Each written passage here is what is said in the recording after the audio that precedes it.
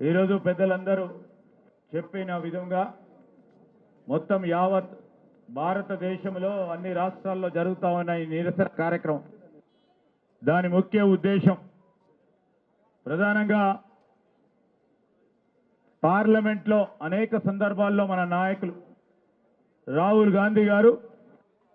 ఆదానికి సంబంధించిన సంస్థ విషయంలో హిడెన్బర్గ్ అనే ఒక సంస్థ ఇచ్చిన నివేదిక మీద విచారణ జరపాలని అనేక సందర్భాల్లో కోరినప్పటికీ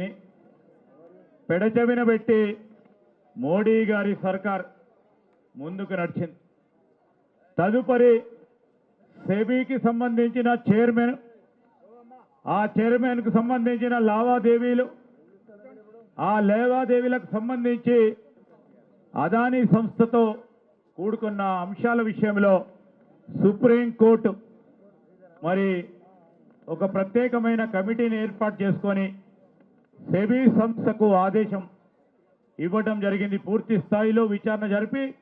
నివేదిక అందించాలంటే 18 నెలలు గడుస్తూ ఉన్నప్పటికీ ఈ రోజు వరకు కూడా నివేదిక అందించకపోవడం,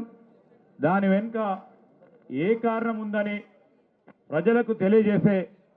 కార్యాచరణ తీసుకోవాలని కాంగ్రెస్ పార్టీ ఆలోచన చేసి